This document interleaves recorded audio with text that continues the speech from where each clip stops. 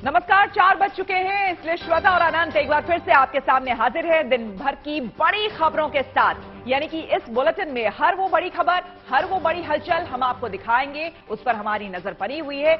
जो खास आपको बता दें कि जो दिन भर की सुर्खियां रही है एक तरह से, उस पर पूरी हमारी नजर होगी। तो इस बुलेटिन में हमारी कोशिश होती है कि बड़ी खबर के बारे में अगर कहीं पत्ता भी हिला है तो उसकी जानकारी आपको होनी चाहिए, चाहे वो खबर हमारे तीज त्योहार से जुड़ी हो या फिर किसी सियासी मसले से जुड़ी। तो शुरू करते हैं खबरों का ये सिलसिला और सबसे पहले आज हम बात करने जा रहे हैं करगिल विजय दिवस की।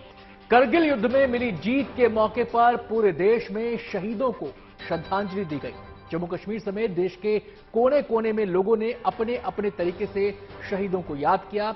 इस विजय दिवस से जुड़ी 5 तस्वीरें इस समय आपके टीवी स्क्रीन पर मौजूद हैं। पहली तस्वीर जम्मू कश्मीर के द्रास की है, जहां करगिल वॉर मेमोरियल पर सेना के अफसरों और शहीदों के परिजनों ने श्रद्धांजलि दी। दूसरी तस्वीर दिल्ली के नेशनल वॉर मेमोरियल की है, जहां रक्षा मंत्री राजनाथ सिंह ने श्रद्धांजलि देने के लिए वो पहुंचे। तीसरी तस्वीर लखनऊ की है, वहां सीएम योगी आदित्यनाथ ने स्मृति वाटिका में शहीदों को नमन किया, उन्हें याद किया। जबकि चौथी तस्वीर आपको हम बता दें चंडीगढ़ की है, वहां पंजाब के मुख्यमंत्री भगवंत मान और उनके मंत्रियों ने वॉर मेमोरियल पहुंचकर शहीदों को श्रद्धांजलि दी। आपको हम बता दें, ये जो 5वीं तस्वीर आप देख रहे हैं, 5वीं तस्वीर प्रयागराज की है। वहां छात्रों ने अपने अनोखे अंदाज में करगिल विजय दिवस मनाया। विश्वविद्यालय के छात्रों ने मिलकर संगम तट पर तैरता हुआ स्टैंड आर्ट बनाया। इसके अलावा इस मौके पर राष्ट्रपति द्रौपदी मुर्मू ने ट्वीट कर करगिल युद्ध के शहीदों को नमन किया, जबकि प्रधानमंत्री नरेंद्र मोदी ने करगिल युद्ध का एक वीडियो ट्वीट करते हुए लिखा कि करगिल विजय दिवस मां भारती की आन बान और शान का प्रतीक है। आज से 23 साल पहले 26 जुलाई के दिन ही भारतीय सैनिकों ने देश के लिए अपनी जान की कुर्बानी देकर पाकिस्तानी घुसपैठियों को करगिल से खदेड़ दिया था। आज का दिन ऑपरेशन विजय की सफलता का प्रतीक माना जाता है। बनाकर रखना चाहिए। हम पड़ोसी देशों के साथ अच्छे रिश्ते बनाकर रखना चाहते हैं, लेकिन पता नहीं हमारे पड़ोसी को क्या हो गया है। बार बार उसके बाद मात खाने के बाद 65 और 71 में प्रॉक्सी वार का सिलसिला शुरू हो गया। भारत को कारगिल युद्ध में विजय प्राप्त हुई थी और मैं विश्वास के साथ कहना चाहता हूं कि आगे भी यदि हमारी विदेशी ताकतों ने हमारी तरफ आंख उठाकर देखने की कोशिश की और यदि जंग हुआ तो फिर से विजय प्राप्त होगी, तो भारत को विजय प्राप्त होगी, यह मैं विश्वास के साथ कह सकता हूं। तो हमने आपको दिखाया किस तरह से करगिल विजय दिवस पर अलग अलग जगहों पर तैयारियां चल रही हैं और वहां पर शानदार जश्न वहां पर किया गया है। आपको अब हम रुक करेंगे अगली खबर का और अब बात हम करेंगे बारिश और बाढ़ की, साथ ही रेस्क्यू ऑपरेशन की भी बात करेंगे। देश के कई राज्यों में आपको बता दें मानसून के असर से जोरदार बारिश हो रही है, जिसकी वजह से कई जिलों में बाढ़ जैसे हालात बन गए हैं। एक दिन पहले ही मौसम विभाग ने भारी बारिश का अलर्ट जारी किया था, जो सही साबित हुआ। राजस्थान, मध्य प्रदेश और महाराष्ट्र में भारी बारिश से नदियां और नाले उफान में और बांध भी पानी से लबालब भर गए हैं। कई जिलों में हालात इस कदर खराब हैं कि लोगों का घर से निकलना तक मुश्किल हो गया है। इन हालात को देखते हुए राहत और बचाव का काम तेज कर दिया गया है। एनडीआरएफ और एसडीआरएफ की टीमें लोगों की मदद में जुटी हुई है। भारी बारिश की सबसे ज्यादा मार राजस्थान में देखने को मिल रही है। वहां के जोधपुर और बूंदी समेत कुछ जिलों में बीते 24 घंटों में मूसलाधार बारिश हुई है, जिसकी वजह से सड़कों पर 3 से 4 फीट तक पानी भर गया। सबसे ज्यादा खराब हालत इन शहरों के निचले इलाकों की है। सड़कों पर कई जगह भारी भरकम गाड़ियां तैरती तक नजर आईं। उधर कमोबेश ऐसे ही हालात पड़ोसी राज्य मध्य प्रदेश के भी हैं। वहां लगातार हो रही जोरदार बरसात से राज्य की ज्यादातर नदियां उफान पर हैं। नदियों का पानी अपना दायरा तोड़कर रिहायशी इलाकों में घुस गया है। विदिशा में बेतवा और श्योपुर में पार्वती नदी खतरे के निशान के करीब पहुंच गई है। इन नदियों के किनारों पर मौजूद मंदिर तक डूब गए हैं। हालात को देखते हुए लोगों से बेवजह घर से बाहर ना निकलने की अपील की गई है। वहीं महाराष्ट्र के भी कुछ जिलों में बाढ़ बारिश से हालात बुरे हैं। राज्य के अमरावती में भारी बरसात को देखते हुए वर्धा डैम के 13 गेट पिछले दिनों खोल दिए गए थे। ये 5 तस्वीरें बारिश, बाढ़ और मुसीबत को बयां करने के लिए काफी। जोधपुर के डीएम क्या कुछ कह रहे हैं इस आपदा को देखते हुए, आइए सुनते हैं। रात से लगातार बारिश चल रही है। 180 mm से ऊपर बारिश पिछली रात से अभी तक हो चुकी है। तो आज हमने निगम की टीम के साथ में और हमारे जो जनप्रतिनिधि हैं उन सब के साथ एक राउंड लिया था शहर का, और लगभग अब काफ़ी जगह पे राहत है। पानी जो पूरी रात भर में इतनी बारिश हुई थी उसमें जो भर गया था अब धीरे धीरे रिसीड कर रहा है। पर मैं आपके माध्यम से जोधपुर की जनता से अपील करना चाहूँगा कि अभी भी मौसम विभाग की ओर से बारिश का फोरकास्ट है, तो कृपया करके आप सुरक्षित रखें अपने आप को। और अब बात कर लेते हैं शिव भक्ति की। सावन के इस महीने में शिव भक्ति के कई रंग अभी तक आपने देखे होंगे, अब आपको नेताओं की शिव भक्ति दिखाते हैं। उत्तराखंड की महिला और बाल विकास मंत्री रेखा आर्य ने बेटी बचाओ बेटी पढ़ाओ और बेटी को आगे बढ़ाओ अभियान को सफल बनाने के लिए हर की पैड़ी से कांवड़ उठाई।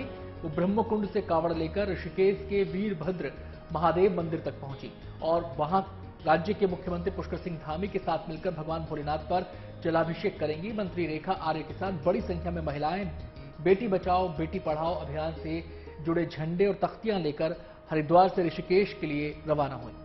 आपको बता दें, जबकि दूसरी तरफ मध्य प्रदेश की पूर्व मुख्यमंत्री उमा भारती उज्जैन पहुंची और उन्होंने बाबा महाकाल के दर्शन किए। साध्वी होने के कारण उन्हें महाकाल मंदिर के गर्भगृह में प्रवेश दिया गया, जहां उन्होंने देश और प्रदेश की खुशहाली के लिए भगवान से प्रार्थना की।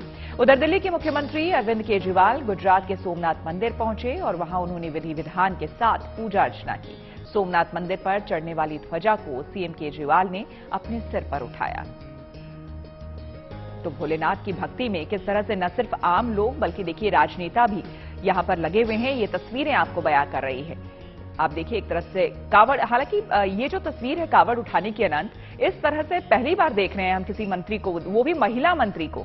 देखिए तस्वीरें तो मुझे भी जहन में नहीं आती श्वेता कि हमने किसी मंत्री को या नेता को ऐसे कावड़ उठाते देखा हो, क्योंकि कावड़ के जो कैंप लगते हैं वहां पर अक्सर नेता लोग जाते हैं कावड़ियों की सेवा करने के लिए, उनके जलपान की व्यवस्था करने के लिए, व्यवस्थाएं देखने के लिए। लेकिन ये मुझे भी हाल फिलहाल में 2 साल से तो कावड़ यात्रा निकल ही नहीं थी, बिल्कुल। लेकिन उससे पहले की भी मैं बात करूं तो मुझे मेरे जहन में कोई ऐसी तस्वीर उभर कर नहीं आती है जब किसी नेता ने किसी मंत्री ने इस तरीके से कावड़ यात्रा में कावड़ उठा के वो खुद ही उठाया हो जी। लेकिन एक अच्छा संदेश भी है इसमें जो ये दे रही हैं, बेटी बचाओ बेटी पढ़ाओ का संदेश भी है, क्योंकि राजनेता है तो जाहिर सी बात है कि भक्ति में भी कहीं ना कहीं राजनीति आ ही जाती है। तो यहाँ शिव भक्ति तो हो ही रही है, लेकिन आम लोगों को एक मैसेज भी दिया जा रहा है। अच्छा श्वेता, इस बार की जो कावड़ यात्रा है उसमें ये खास बात देखने को भी मिल रही है। वैसे हमने देखा था कि कावड़ यात्रा हमेशा आस्था और भक्ति तक ही सीमित रहती थी, लेकिन इस बार कावड़ यात्रा के जरिए अलग अलग इलाकों में हमने अलग अलग संदेश देते हुए लोगों को देखा है। कहीं पेड़ पौधों को लेकर जागरूकता का संदेश दिया गया है, कहीं पर्यावरण को लेकर, पर्यावरण संरक्षण को लेकर जागरूकता का संदेश दिया गया है, तो कहीं पर देशभक्ति के रंग भी इस कावड़ यात्रा में देखने को मिले हैं। बिल्कुल, रेखा आर्या खुद क्या कह रही हैं, जरा सुनते हैं। आज का ये संकल्प इस उद्देश्य के साथ में है, संत महात्माओं का आशीर्वाद लेते हुए कि हमारे प्रदेश में अथवा हमारे देश में किसी भी प्रकार से हमारी कन्या जो जन्म लेने का अधिकार रखती हैं, उन्हें जन्म लिया देना चाहिए। और हम सबको कन्या भ्रूण हत्या के खिलाफ जो है स्वयं भी संकल्प लेना चाहिए कि नहीं हो, और दूसरे को भी ऐसा नहीं करने देना चाहिए। आज का संकल्प मुझे भी जन्म लेने दो, शिव के महा में शक्ति का संकल्प। मैं समझती हूँ कि यह संदेश उत्तराखंड को देवभूमि के अतिरिक्त देवियों की भूमि बनाने की ओर अग्रसर करेगा, और निश्चित रूप से देश के लिए भी ये बेटियों के उत्पन्न होने के परिप्रेक्ष्य में लोगों की मानसिकता में जो कि गिरावट है उसको ठीक करने का भी काम करेगा। चलिए अब बात हर घर तिरंगा अभियान की कर लेते हैं, जिसकी तैयारी उत्तर प्रदेश में जोर शोर से चल रही है, जिसकी एक तस्वीर गोंडा जिले में देखने को भी मिली। वहां स्वयं सहायता समूह की करीब 2000 महिलाएं 3.5 लाख झंडे बनाने की मुहिम में जी जान से जुटी हुई हैं। ये काम जिले के कई गांव में जोर शोर से चल रहा है। समूह की कुछ महिलाएं सिलाई के काम में लगी हुई हैं, जबकि कुछ को तुरपाई का काम सौंपा गया है, ताकि झंडा बनाने के लक्ष्य को वक्त रहते पूरा किया जा सके। स्वयं सहायता समूह के अध्यक्ष के मुताबिक एक झंडे की लागत करीब 23 रुपए आती है और प्रशासन इनसे 27 रुपए में इस झंडे को खरीदेगा, जिससे इनको हर झंडे पर 4 रुपए का फायदा होगा। सीडीओ गौरव कुमार का कहना है कि ये महिलाएं जिस रफ्तार से काम कर रही हैं, उससे उम्मीद है कि जिले में करीब 8 लाख झंडे बन जाएंगे, जो हर घर तिरंगा अभियान के तहत फहराए जाएंगे। आजादी के अमृत महोत्सव का जश्न और राष्ट्रीय ध्वज के प्रति सम्मान व्यक्त करने के लिए प्रधानमंत्री नरेंद्र मोदी के आह्वान पर हर घर तिरंगा अभियान 13 से 15 अगस्त तक चलाया जाएगा, जिसे सफल बनाने के लिए यूपी समेत कई राज्यों में बड़े पैमाने पर राष्ट्रीय ध्वज बनाने का काम चल रहा है। तो इस अमृत महोत्सव में हर कोई जुड़े, हर किसी की हिस्सेदारी हो, इसको सुनिश्चित करने के लिए ये एक तरह से मुहिम शुरू की गई है। और देखिए जो महिलाएं हैं वो भी किस तरह से शिद्दत से लगी हुई हैं तिरंगा बनाने में, चेहरे पर मुस्कान और तिरंगा बनाती हुई ये महिलाएं।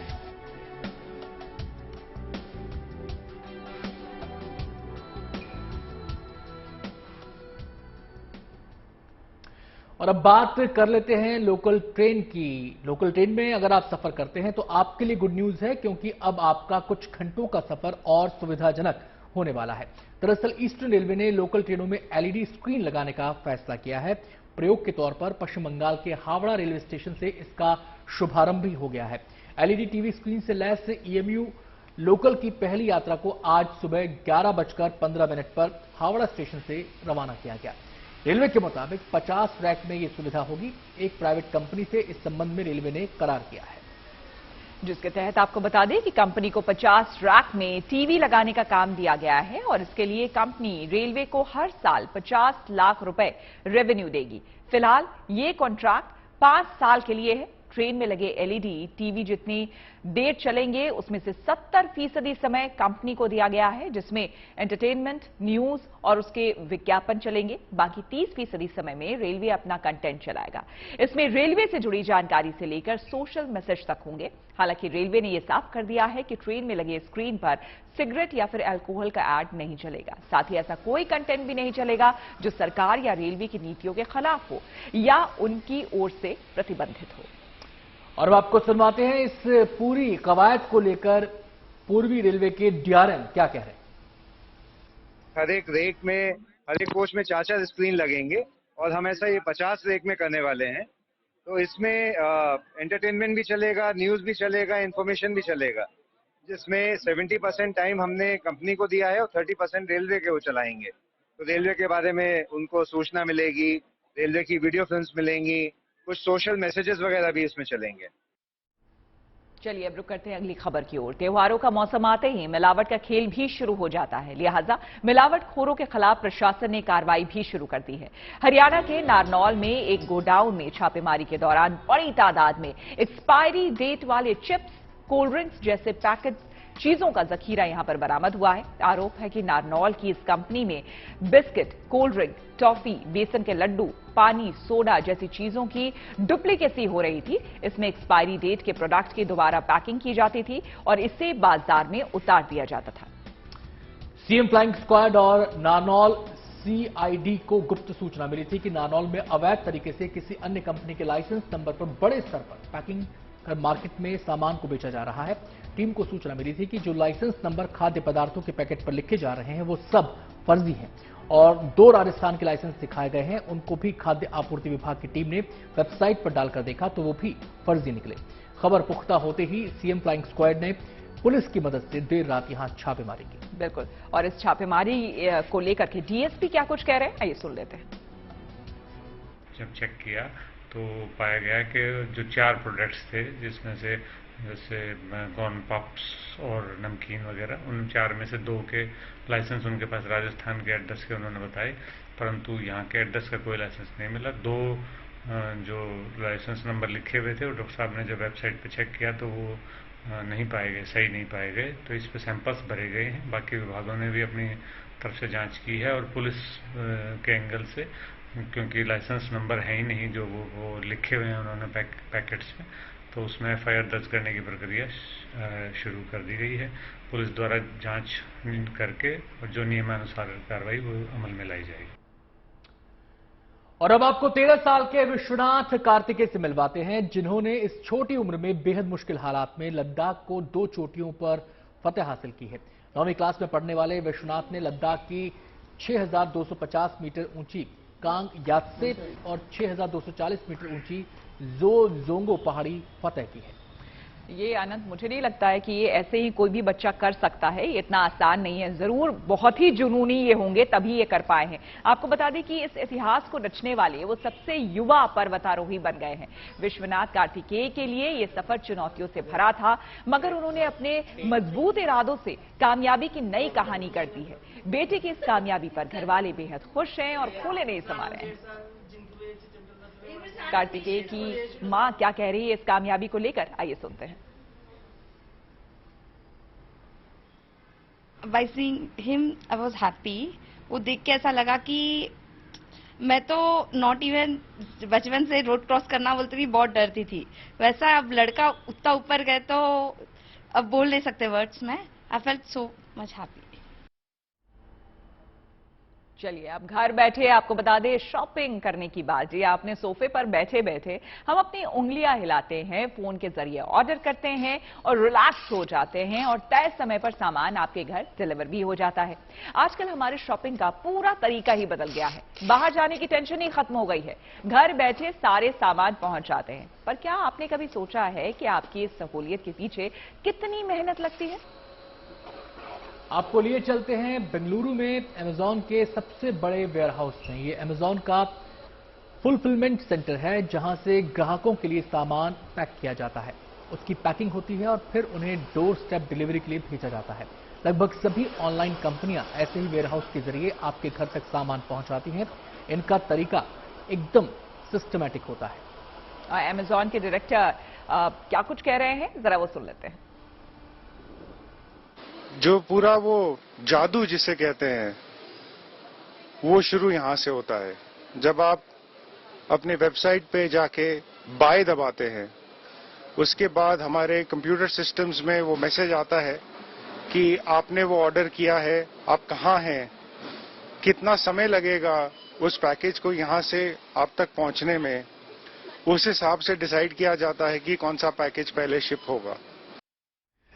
देखिए श्वेता, जिंदगी भले ही आसान कर दी हो इन तमाम ऑप्शंस ने कि आप ऑनलाइन बैठे हैं, घर में आपने क्लिक किया और आराम से आप बैठ गए, लेकिन हमें ये तस्वीरें देखकर, ये खबर देखने के बाद लोगों को अंदाजा लगेगा कि आपका एक क्लिक, कितने लोगों की मेहनत उसमें छुपी हुई है आपके एक क्लिक तक सामान आप तक पहुंचाने। बिल्कुल अनंत, अभी अब थोड़ी देर पहले इस प्रोग्राम से पहले मैं किसी से फोन पर बात कर रही थी और यही बात कर रही थी कि अब देखिए, पहले ये था कि घर के जो पुरुष थे हर काम के लिए उन्हें ही बाहर जाना होता था, ये आप भी मानेंगे। लेकिन अब देखिए घर की महिलाएं भी जो है आराम से सोफे पर बैठती हैं और कुछ भी खरीदना हो घर का, चाहे ग्रोसरी हो, कपड़े हो, कुछ भी हो, बस एक क्लिक पे सामान घर पे आ जाता है। तो कितनी बड़ी सुविधा हो गई है। लेकिन हाँ, हमें यह भी समझना होगा कि उसके पीछे कितने लोगों की मेहनत लगती है। और वाकई ये काबिले तारीफ है कि आपको इसकी वजह से घर से बाहर तक नहीं निकलना पड़ता और बस मोबाइल पर एक क्लिक बटन से बाय बटन को आप क्लिक करते हैं और उसके बाद सामान आपके घर में 2 दिन के अंदर या फिर तुरंत फौरन आ जाता है। जी, और इससे सुविधा न केवल श्वेता ग्राहकों को हो रही है, बल्कि उन सेलर्स को भी हो रही है जो इस ऐसी साइट्स के जरिए जुड़े होते हैं, ग्राहकों तक अपना सामान पहुंचाते हैं।